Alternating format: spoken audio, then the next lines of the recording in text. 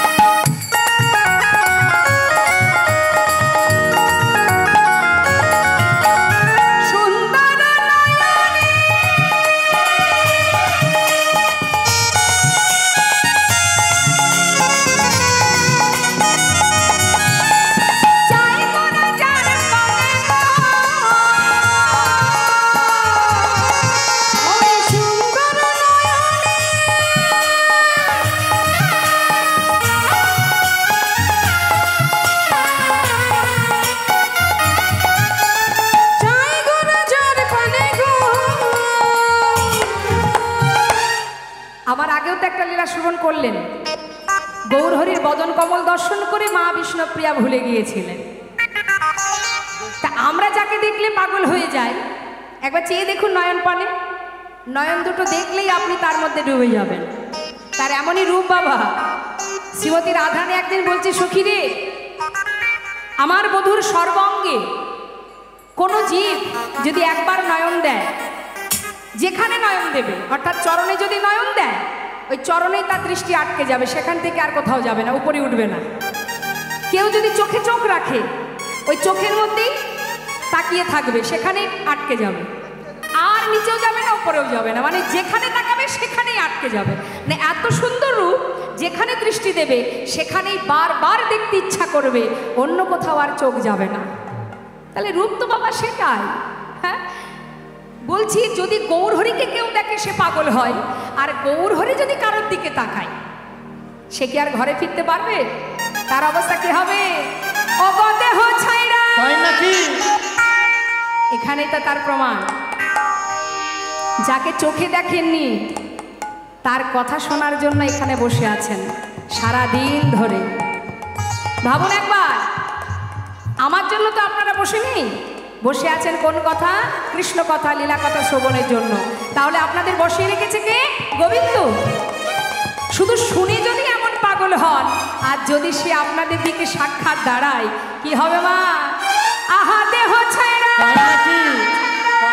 এই দেহ ছাইরা মনটা লইয়া যায়, নাগরী গহ সুন্দর গৌরঙ্গরা।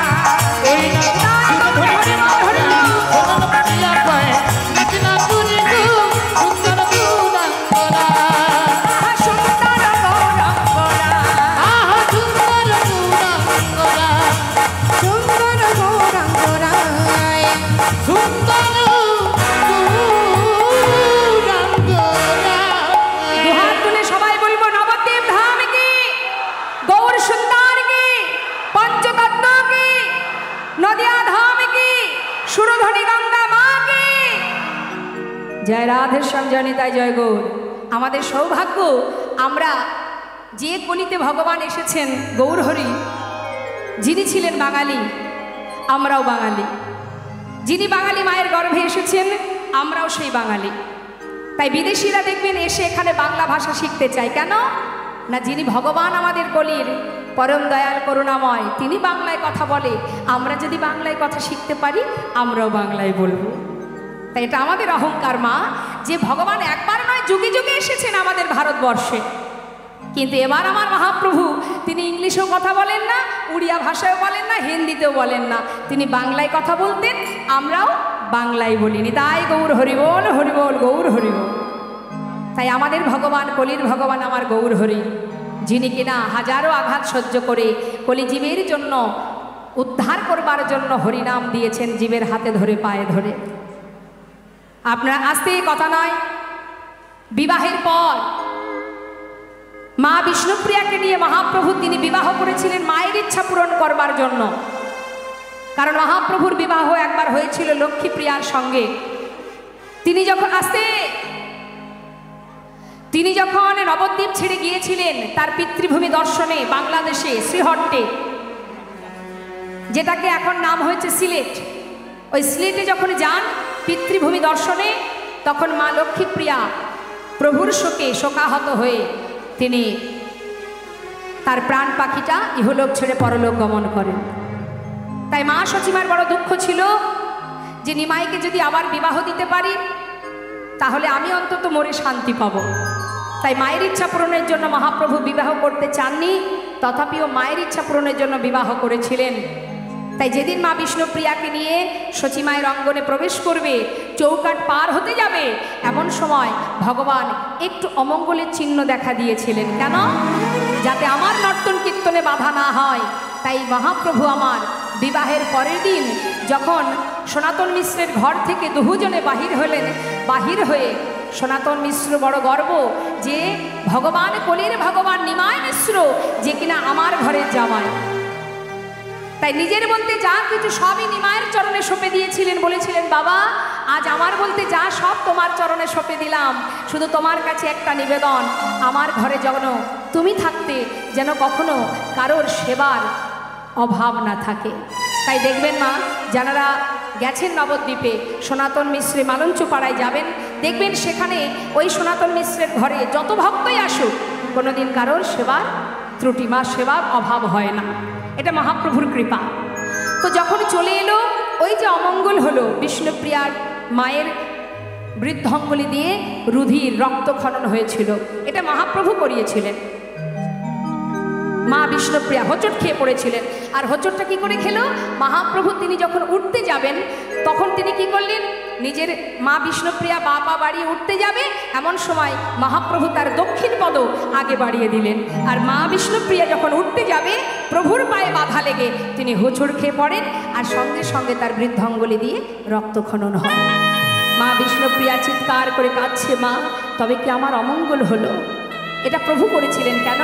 শুভ কাজে বিঘ্ন ঘটালেন, যাতে আমি চলে যাব প্রিয়াকে ছেড়ে, যাতে কোনো একটা ইঙ্গিত করালেন যে অমঙ্গল আসছে, এটা পূর্ব আভাস দিল। মা বিষ্ণুপ্রিয়াকে ছেড়ে সেই দিন রাত্রেই মহাপ্রভু চলে গিয়েছিলেন। মা নিতাই গৌর হরি বল। দেখুন একবার ভাবুন, ভগবানের সহধর্মিণী মা বিষ্ণুপ্রিয়া। আমাদের জীবনে যদি একটু কষ্ট আসে, দুঃখ আসে, আমরা ভগবানকে আর সেবা দিই না। অনেকে আছে যারা যদি একটু কষ্ট পায় সেই দিন থেকে ভগবানকে আর প্রণাম পর্যন্ত করেন। কেন? আমাকে কষ্ট দিয়েছে তাই। তাহলে আমরা যদি ভগবানকে সেবা না দিই, তার প্রতি আমাদের ক্ষোভ, অভিমান, রাগ দেখাচ্ছি, তা যিনি মহাপ্রভুর সহধর্মিণী মা বিষ্ণুপ্রিয়া, সে যে সারা জীবন কাষ্ঠবিগ্রহ সেবা করে গেছে, প্রভুকে কাছে পাননি। ফুলশয্যা রাত্রে প্রভু প্রিয়াকে ছেড়ে চলে যান। ভাবুন, সারা জীবন কাষ্ঠবিগ্রহ সেবা করেছে মা বিষ্ণুপ্রিয়া, ভগবানের সহধর্মিণী হয়ে তার জীবনে এত কষ্ট কেন? ভগবান বললেন, যে করে আমার আশ আমি তার করি সর্বনাশ, তথাপিও যে না ছাড়ে আমার পাশ আমি হই তার দাসানুদাস। অত সহজ নয়। তিনি বলেই দিয়েছেন যে আমায় ভালোবাসবে তাকে কষ্ট পেতে হবে, সহ্য করতে পারলে আমাকে ভালোবাসবে, আর যদি না পারে সরে যাবে। হরি বল। তাই আজ দেখুন মা বিষ্ণুপ্রিয়া আর মহাপ্রভু দুজনে একই শয্যায় শয়নে আছে। মা আস্তে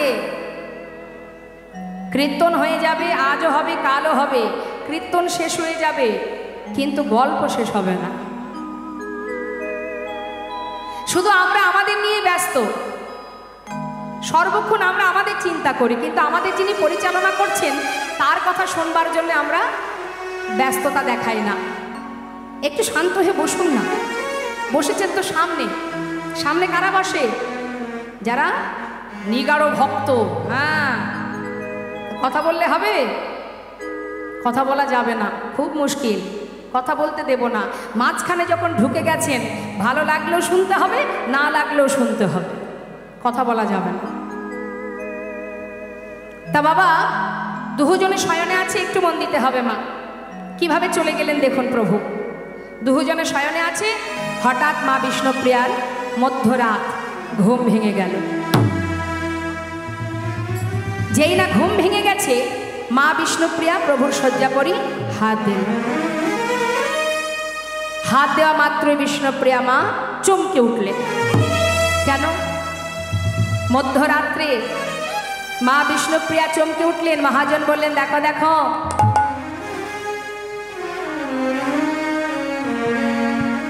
হেথা বিষ্ণুপ্রিয়া চমা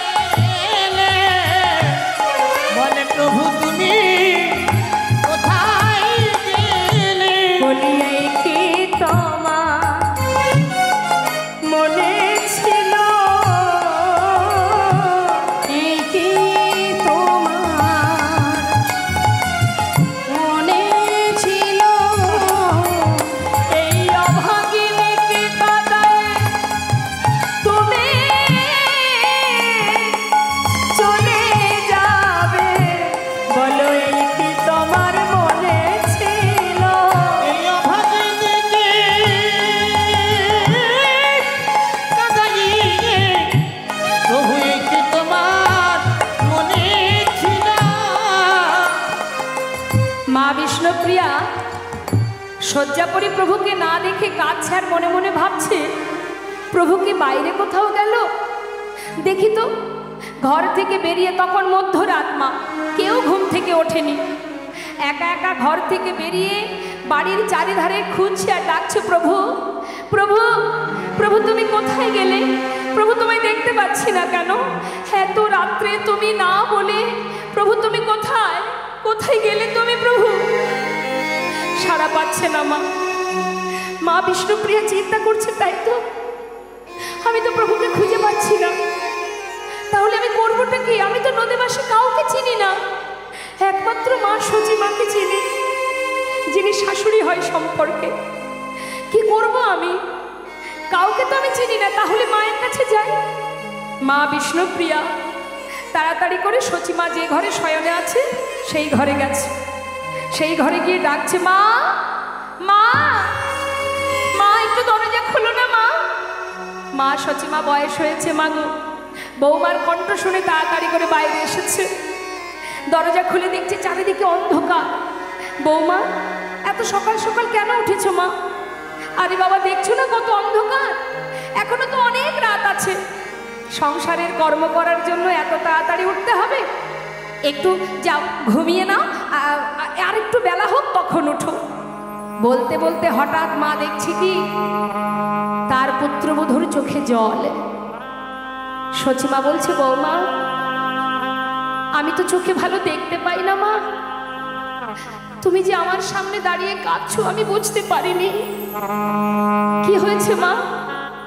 আজকের আনন্দের দিনে, সুখের দিনে তোমার চোখে জল কেন বৌমা? মা, আমি যে বড় বিপদে পড়েছি মা। কি হয়েছে বলো আমায়। চিন্তা করছি আমি কি করে বলবো। প্রভু ঘরে নেই, এ কথা শুনলে মার তো বয়স হয়েছে, সন্তান ঘরে নেই শুনলে যদি তিনি সহ্য করতে না পারে, যদি অঘটন ঘটে যায়, কিন্তু মাকে ছাড়া বলার জায়গাও আর কোথায়, সেখানেই তো বলতে হবে আমায়।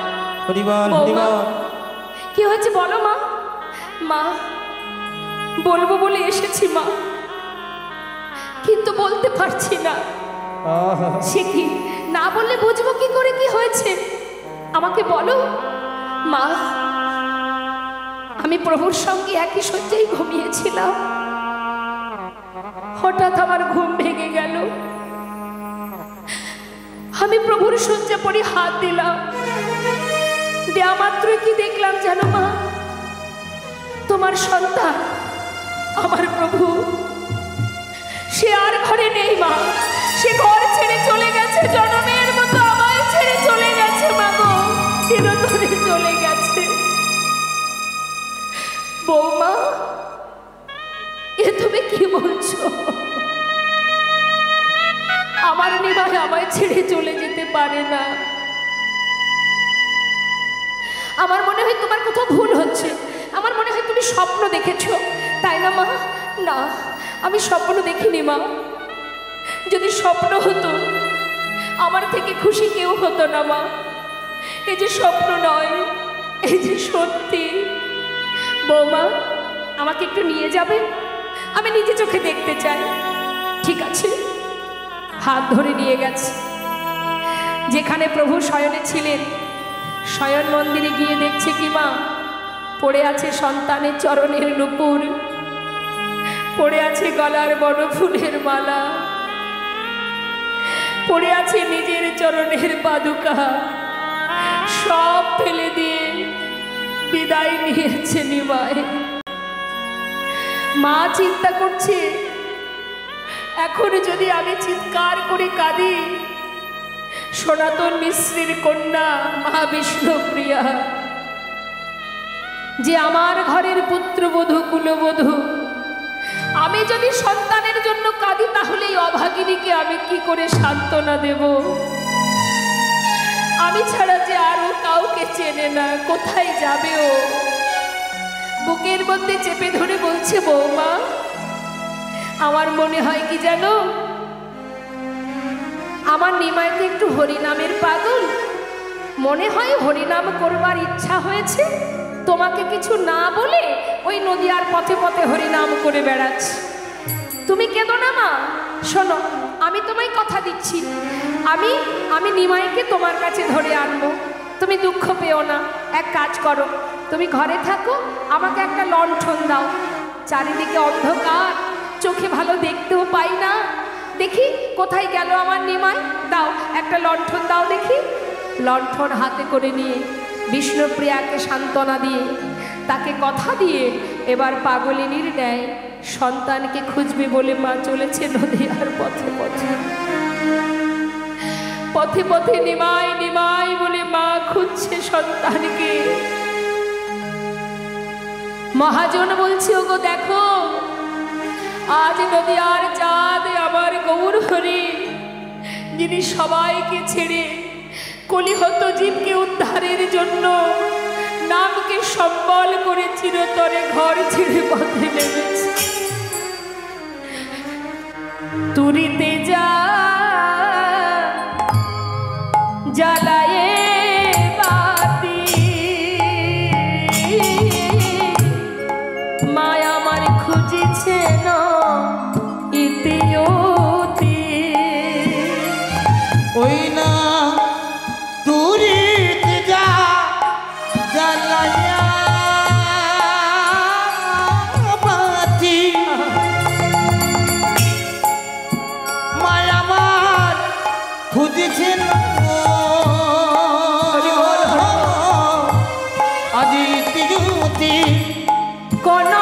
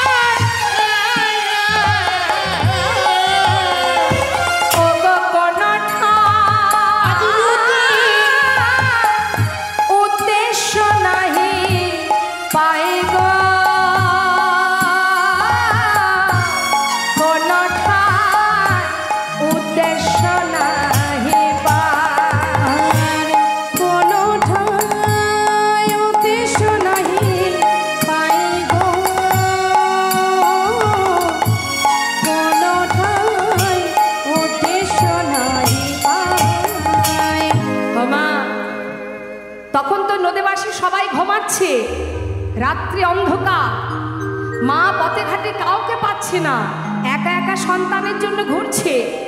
আছে পথে কারা, কত কুকুর, কত শ্রীগাল। মা সচিমা সন্তানের শোকে ধীরে ধীরে সেই শ্রীগাল কুকুর যারা পথে শুয়ে আছে তাদের কাছে গিয়ে মা জিজ্ঞাসা করছে, ওরে তোরা তো সারা রাত এই পথেই থাকিস, বলতে পারিস আমার নিমাই কোন পথে গেছে? আমি যে কাউকে খুঁজে পাচ্ছি না। নদীবাসী সবাই ঘুমিয়ে আছে, নির্জন রাত, পথের ধারে বসে বসে মা কাঁদছে। তারা তো পশু মা, তারা দেখলেও তো বলতে পারবে না যে তোমার পুত্র এই পথে গেছে। চিন্তা করছে, নিমাইকে যদি আমি না পাই তাহলে আমি আর আমার বৌমার সামনে গিয়ে মুখ দেখাতে পারবো না, ওই সুরধনী গঙ্গার জলে নিজেকে বিসর্জন করে দেব। পথের ধারে বসে নিমাই নিমাই বলে কাঁদতে কাঁদতে যখন একটু ভোর হয়েছে, মা চিন্তা করছে, তাই তো নদীয়ার পথে পথে না হয় আমার নিমাই নেই, কিন্তু আমার বিশ্বাস ও আর কোথাও থাকুক বা না থাকুক শ্রীবাসীর ঘরে থাকতেও পারে। যাই, ওখানে একটু যাই। মা আমার যেই না দেখেছে যে একটু রাস্তাঘাট দেখা যাচ্ছে, একটু দিনের আলো দেখা যাচ্ছে, তাড়াতাড়ি করে মা কি করেছেন, দেরি না করে ছুটতে ছুটতে শ্রীবাসের অঙ্গনে গেছে। শ্রীবাসের ঘরের সামনে গিয়ে ডাকছে, শ্রীবাস, ও শ্রীবাস। শ্রীবাস পণ্ডিত বাইরে এসে বলছে, মা মা তুমি আজকে আমার ঘরের সামনে এত সকালে? কি হয়েছে মা? ও মা, বাড়ির সবাই ভালো আছে তো? সবাই কুশলে তো? মা বলছে, শ্রীবাস বাবা, একটা কথা জিজ্ঞাসা করার জন্য এসেছি তোর ঘরে। বল তো দেখি, আমার নিমাই তোর ঘরে আছে কিনা? শুধু একবার হ্যাঁ কিনা বলে দে, আমি শুনেই চলে যাব। শ্রীবাস পণ্ডিত বলছে, মা প্রভু তো প্রতি রাত্রেই আসতেন আমার ঘরে, কিন্তু কাল রাত্রে প্রভু আসেননি। আমিও তো সেটাই ভাবছিলাম যে প্রভু কেন এলেন না। আমি ভেবেছিলাম আমি যাব প্রভুর কাছে, কিন্তু প্রভু কি ঘরে নেই? প্রভু কোথায় মা? মা বলছে শ্রীবাস, তোর ঘরে আমার নিমাই নেই। আহা, তাহলে আর কেন? আমি ভেবেছিলাম তোর ঘরে আমার নিমাইকে পাবো, আর যখন তোর ঘরে নেই, আমার নিমাই আর কোথাও নেই। ঘরে একদিন আমার নিমাই বলেছিল, মা আমি নদিয়ার পথে হরিনাম করি বলে সবাই আমার হরিনামের নিন্দা করে। মা মাগো, আমার নিন্দা করলে আমি সহ্য করতে পারি, কিন্তু হরিনামের নিন্দা করলে আমি সইতে পারি না মা। তাই একদিন সবাইকে ত্যাগ করে নবদ্বীপ ছেড়ে আমি হরিনামকে সম্বল করে ঘর ছেড়ে বৃন্দাবনে চলে যাব। জানিস শ্রীবাস, আমি মনে করেছিলাম নিমাই হয়তো কষ্টের মধ্যে দিয়ে বলছে আমি আমার ছেলেকে যদি বিবাহ দিতে পারি, ভালোবাসার বন্ধনে আবদ্ধ হলে হয়তো নিমাই আমায় ছেড়ে আর কোথাও যাবে না। কিন্তু না রে বাবা, আজ সে যা বলেছে তাই করেছে। নিমাই আর নেই। ওরে, সে চলে গেছে এই নবদ্বীপ ছেড়ে, নদীবাসীকে ছেড়ে, সবাইকে কাঁদিয়ে চিরতরে চলে গেছে। তাহলে আর বেঁচে থেকে হবে কি? আর যখন নিমাই মাকে কাঁদিয়ে চলে গেল, হে প্রাণ, এই মুখ আমি আমার বৌমার সামনে আর দেখাতে পারবো না শ্রীবাস। ওই গঙ্গার জলে নিজেকে বিসর্জন করে দেব। যেদিন আমার নিমাই জানতে পারবে যে তার মা তার জন্য জলে ডুবে মরে গেছে, আমিও দেখতে চাই আমার নিমাই মায়ের মৃত্যুর খবর পেয়ে কি করে বৃন্দাবনে গিয়ে কৃষ্ণ ভজন করতে পারে। ছুটতে ছুটতে যাচ্ছে, পিছন দিক থেকে সমস্ত ভক্ত মাকে বাঁচানোর জন্য ছুটছে। শ্রীবাস পণ্ডিত, অদ্বৈত আচার্য, প্রভু মুরারি, মুকুন্দ, গদাধর সবাই যাচ্ছে। নিতাই যা পিছন থেকে ডাকছে। আর এদিকে মা সচিবা কি করছে? নিমাই নিমাই নিমাই বলে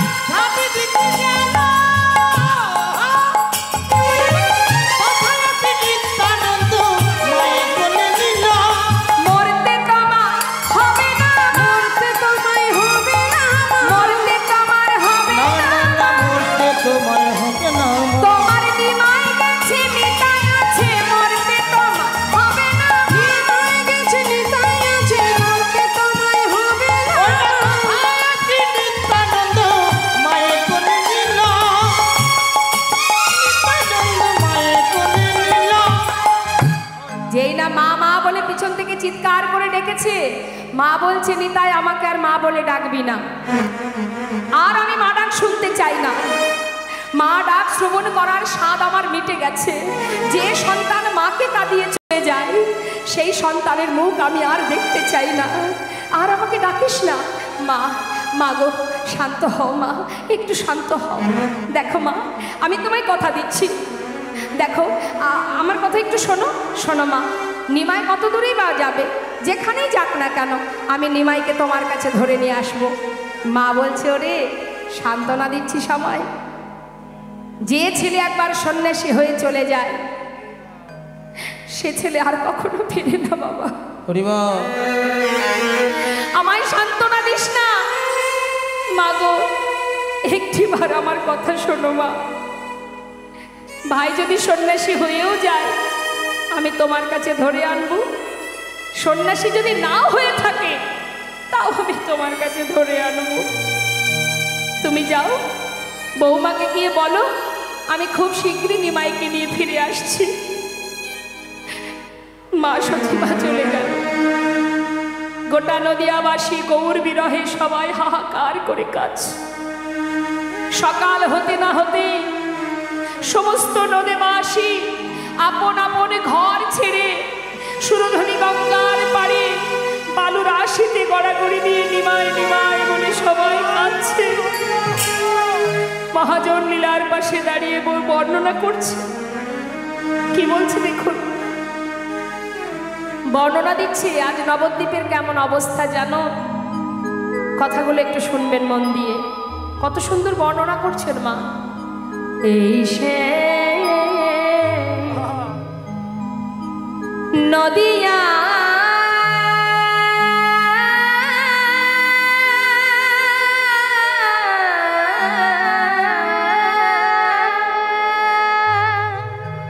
ও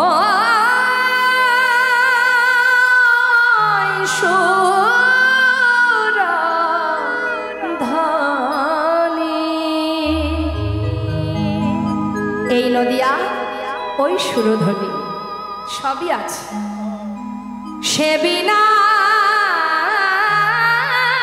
সকলি রয়েছে গো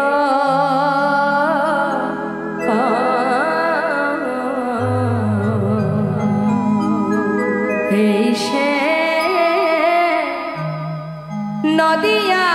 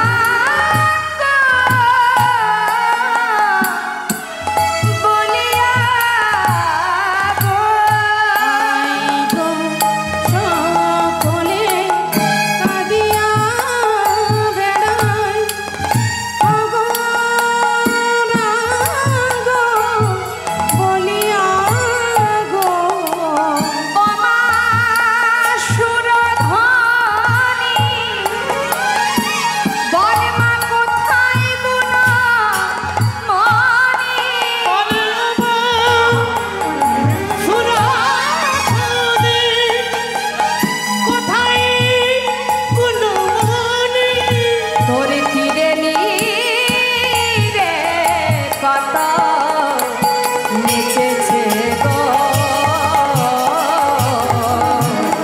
এই সে নদিয়া ও সুরধনী সে বিনা সকলি রয়েছে গো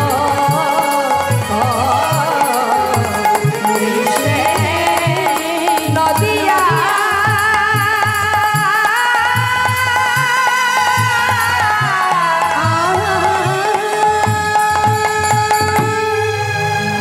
নিতাই গৌর হরিবল হরিবল।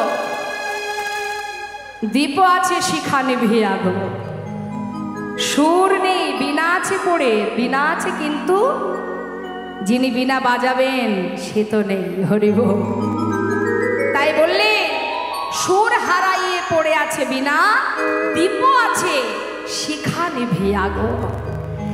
আজ নিত্যানন্দ প্রভু মাকে সান্ত্বনা দিয়ে ঘরে পাঠিয়ে তিনি আর দেরি না করে চলে গেলেন কাটোয়া কাঞ্চননগরে। নিতাই গৌর হরিবল। সেখানে যেই না গেলেন কেশব ভারতীর আশ্রমে, গুরুদেব গুরুদেব একই নিতা এসো এসো এসো এসো। গুরুদেব আমার ভাই এসেছিল। হ্যাঁ এই তো একটু আগে সন্ন্যাস ধর্ম গ্রহণ করে এই বৃন্দাবনের পথে যাত্রা করেছে। নিতাই চাঁদ মনে মনে চিন্তা করছে এত তাড়াতাড়ি এলাম কিন্তু ভাই সন্ন্যাসী হয়ে গেল, তার আগেই ধরতে পারলাম না। কিন্তু কত দূরেই বা যাবে, যেখানেই যাক না কেন আমি যদি একটু তাড়াতাড়ি যাই ঠিক পথের মাঝখান থেকে ভাইকে পেয়ে যাব। গুরুদেব কোন পথে গেছে ভাই? এই পথে। ঠিক আছে গুরুদেব। গুরুদেবের চরণে প্রণাম করে সঙ্গে করে দুইজন এনেছিল মা, একজন মুরারি মুকুন্দ আর একজন অদ্বৈত আচার্য। মুরারিকে বলছে শোনো মুরারি, তুমি নদিয়ায় চলে যাও, নদীবাসীকে জানিয়ে দাও আমি খুব শীঘ্রই নিমাইকে নিয়ে আসছি। আর অদ্বৈত প্রভুকে বললেন শোনো অদ্বৈত, তুমি চলে যাও শান্তিপুরে, সুরধনী গঙ্গার ঘাটে একটা তরি নিয়ে আর ডোর কৌপিন বহির্বাস নিয়ে অপেক্ষা কর। দুইজনকে দুই দিকে পাঠিয়ে দিয়ে এবার আমার নিত্যানন্দ প্রভু যাচ্ছে ভাইকে ধরবার জন্য। নিতাই গৌর হরিবল হরি। সন্ন্যাসী হয়ে যাচ্ছেন আমার গৌর সুন্দর। সন্ন্যাসী হবার পর তার নাম কি হয়েছে মা? কি নাম হয়েছে বলুন? শ্রীকৃষ্ণ চৈতন্য মহাপ্রভু। হরিবল।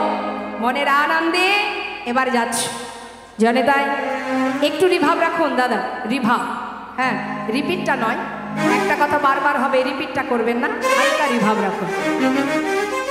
তা যাচ্ছেন আমার গৌর হরি মনের আনন্দে ডাকতে ডাকতে, কয় কৃষ্ণ কোথায়, কৃষ্ণ কোথায় প্রাণ বধুয়া, কয় কৃষ্ণ কোথায়, কৃষ্ণ কোথায় প্রাণ বধুয়া, কই কৃষ্ণ কোথায়, কৃষ্ণ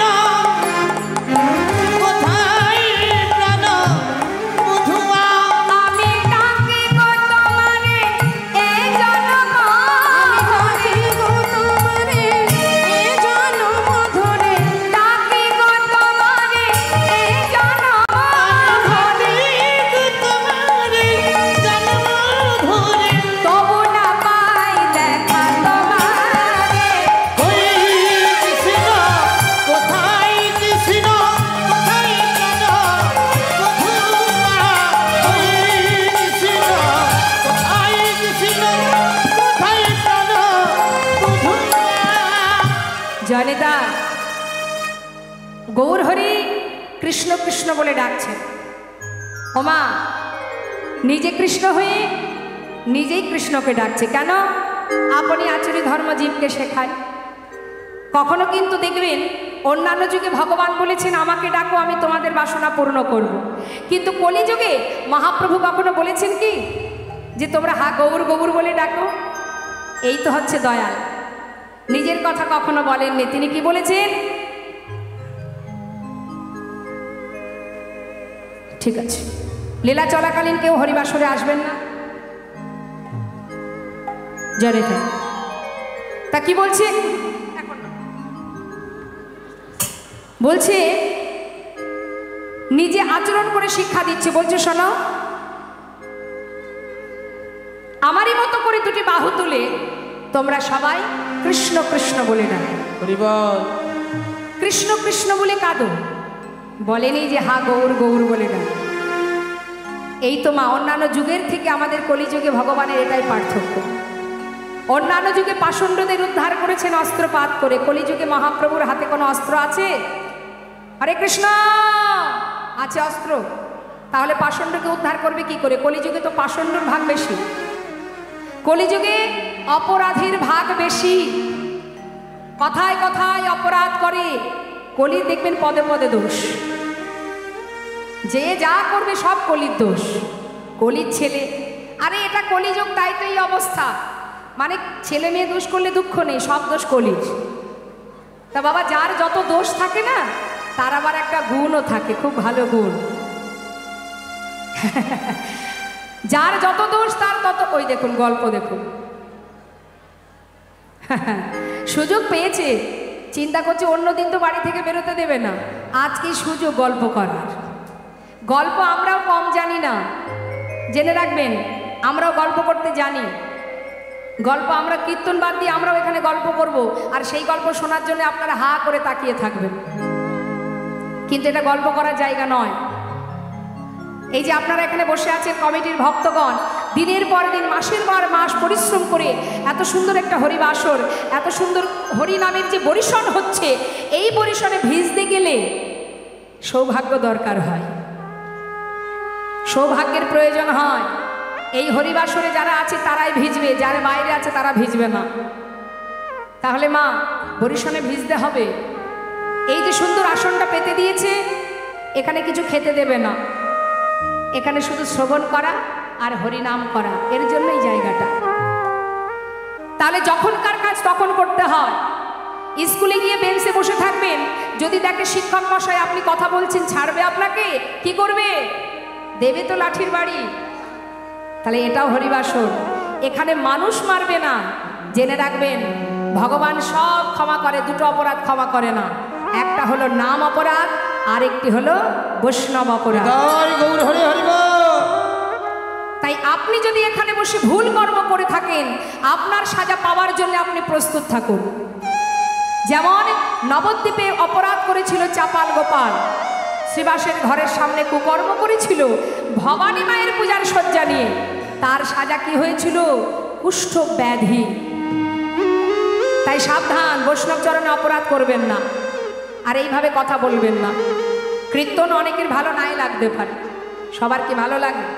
ভালো লাগার জন্য সুপাত্র দরকার, পবিত্র মন দরকার। তা যার মন পবিত্র নয়, তার কীর্তন ভালো লাগবে না। শুদ্ধ পবিত্র মন। তাহলে একটু বলি শুনুন, একটু মন দিন। এক গোবরে পোকা আর এক মৌমাছি, দুজনের মধ্যে খুব বন্ধুত্ব বাবা। মায়ের একটু মন দেবেন কথার মধ্যে। কি বলুন? হ্যাঁ, প্রসাদ দেবেন? ঠিক আছে, আস্তে আস্তে যান, ভিড়ভাট্টা করবেন না। আপনাদের সবার কাছে কাছে গিয়ে প্রসাদ দেবে, আস্তে আস্তে প্রসাদ গ্রহণ করুন, ভগবানের প্রসাদ। একটু মন দেবেন মা, কানটা মনটা এইদিকে থাকবে, কেমন? এখন গোবরে পোকার মৌমাছির মধ্যে এত সুন্দর একটা বন্ধুত্ব। হঠাৎ একদিন বলে উঠলেন, এই যে বন্ধু, বলি তোমার সঙ্গে আমার বহুদিনের বন্ধুত্ব, তা কোনোদিন আজ পর্যন্ত কেউ কারুর বাড়িতে গেলাম না, একটু তো গেলেই হয়, কি তোমার বাড়ি যাব? এখন গোবরে পোকা মা, তার বাড়ি কোনটা? গোবরের মধ্যে, আর মৌমাছির বাড়ি ফুলের মধ্যে বসে মধু পান করে, এটা তার ঘর। এখন মৌমাছি চিন্তা করছে, আমি যদি গোবরে পোকার বাড়ি যাই তাহলে তো আমাকে গোবর খেতে দেবে, তার থেকে ওকে আগে আমার বাড়ি নিয়ে যায়, নিতাই গৌর হরি গো। হ্যাঁ, তুমি আমার বাড়ি চল। এখন গোবরে পোকাকে নিমন্ত্রণ করেছে মৌমাছি, মন দিয়ে শুনবেন কথাটা। এখন মৌমাছির বাড়িতে গেছে গোবরে পোকা, তা গোবরে পোকা মৌমাছির বাড়িতে গিয়ে, বাড়ি কোনটা? একটা সরোবরে নিয়ে গেছে। সরোবরে নিয়ে গিয়ে বলছে, এই যে বন্ধু, এই যে আমার ঘর, দেখতে পাচ্ছ, দেখো কত পদ্ম ফুল ফুটে আছে, এই যে সুন্দর সবাই আপনারা বসে আছেন, এক একটা পূর্ণ প্রস্ফুটিত ফুল। এই যে দেখতে পাচ্ছ, শোনো, বলছে শোনো এদিকে এসো, এই যে আমার ঘর, তুমি এখানে যেখানে খুশি বসতে পারো, মধু পান করতে পারো। এখন গোবরে পোকা মধু পান করছে। গোবরে পোকা যখন মধু পান করছে, মৌমাছি আর এক ফুলে বসে আছে। ফুলে বসে বসে কিছুক্ষণ পর জিজ্ঞাসা করছে, বন্ধু মধু পান করছো তো? কেমন লাগছে?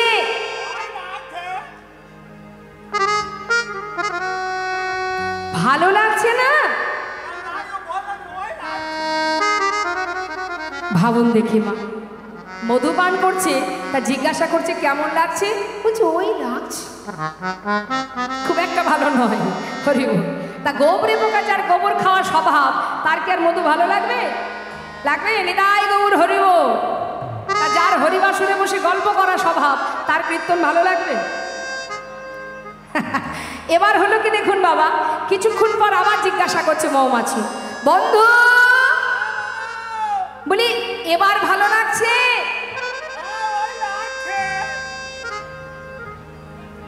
কেমন লাগছে?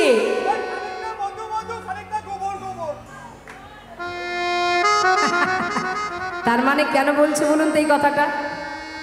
এখন জিজ্ঞাসা করছে কি রে এই বন্ধু, মধু পান করলে তো মধুর স্বাদই পাওয়া যাবে, তার মধ্যে আবার গোবর গোবর কি করে আসে? হ্যাঁ, তখন ভ্রমরের কথা শুনে গোবরে পোকা বলছে, বন্ধু, মৌমাছি জিজ্ঞাসা করছে, বলি তুমি কি মধু পান করার সময় মুখ ভালো করে ধুয়ে পান করেছিলে?